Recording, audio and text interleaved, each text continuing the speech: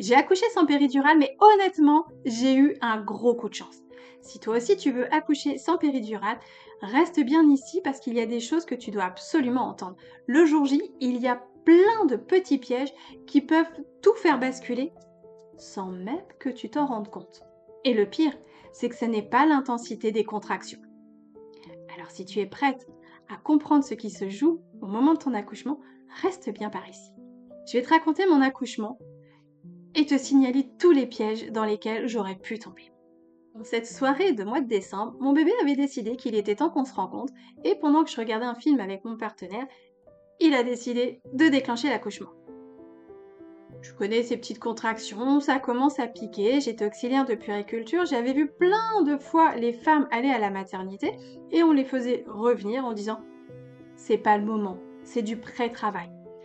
Alors, je regarde mon film tranquillement, ça picote un peu mais ça va. On décide d'aller se coucher, mais la position allongée ne me convient pas, je ne peux pas rester dans le lit, alors je me lève en disant « ça va passer, c'est pas pour maintenant, bébé n'arrive que dans, je crois que c'était 2 semaines ». L'appartement est plongé dans le noir, on est au milieu de la nuit. Alors je marche, je déambule, je souffle, je me pose. Je ne fais même pas attention à l'heure qui passe. Je suis vraiment comme dans une espèce de bulle en fait, sans me rendre compte, et vraiment totalement insouciante, puisque pour moi, ça n'était pas encore le moment. Alors je gère, mais j'aurais bien retourné me coucher quand même. Alors je décide d'aller prendre une douche chaude, puisque je l'ai souvent conseillé. Il paraît que ça fait du bien au moment des contractions, l'eau chaude va nous détendre. Je voulais aller me coucher, mais sous la douche, je réalise que je perds comme du sang un petit peu épais. C'est mon premier bébé, j'ai beau être professionnelle, je commence à paniquer. Je dis à mon conjoint qu'on va aller faire un tour à l'hôpital qui est à 5 minutes. Mais encore une fois, comme pour moi je ne suis pas en train d'accoucher, je dis à mon conjoint qu'il est hors de question qu'on aille à la clinique qu'on a choisie à 45 minutes de route parce qu'ils vont me dire de rentrer. Donc je ne vais pas faire 1h30 de route, j'ai autre chose à faire, je veux aller me coucher. Donc on va à l'hôpital dans lequel je ne veux absolument pas accoucher. Mon conjoint, par précaution, prend quand même la petite valise et on part à la maternité.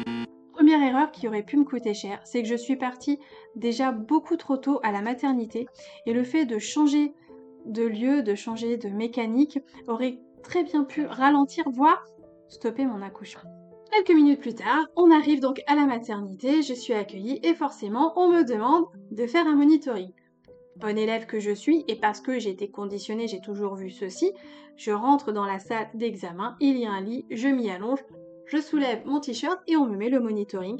J'ai plus qu'à attendre dans cette position qui ne me convenait pas depuis le début, allongée et immobile.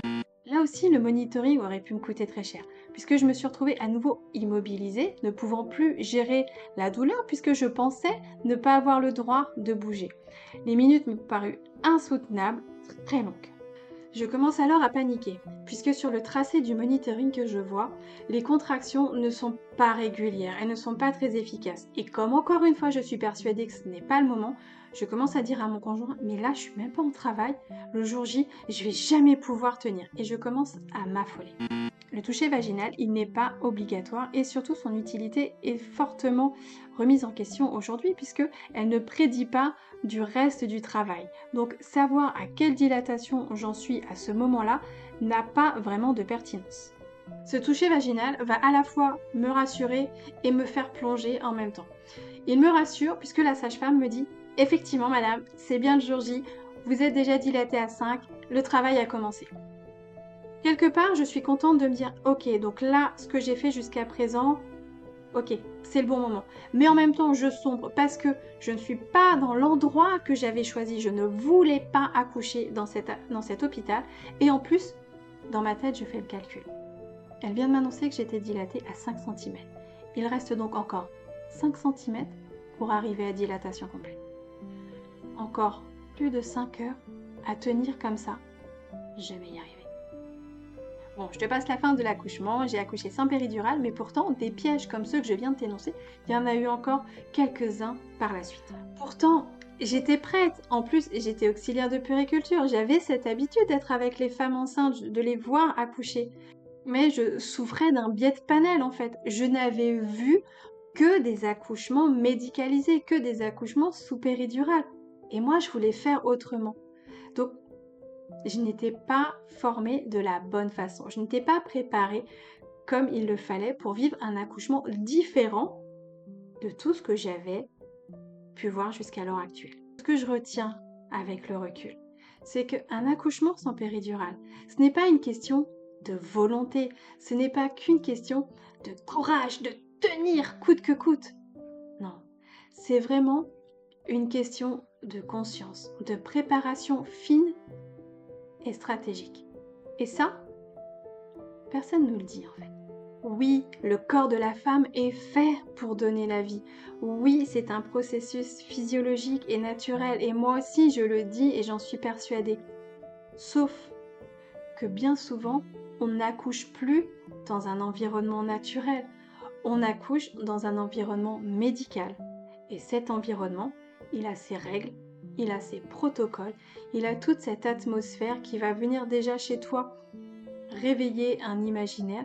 Et tout ça, ça n'est pas naturel. Donc ça peut te sortir de mille et une façons de ton projet d'accouchement.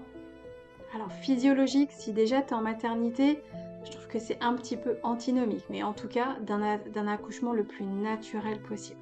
Il y a plein d'endroits où les chemins peuvent prendre des trajectoires complètement différentes.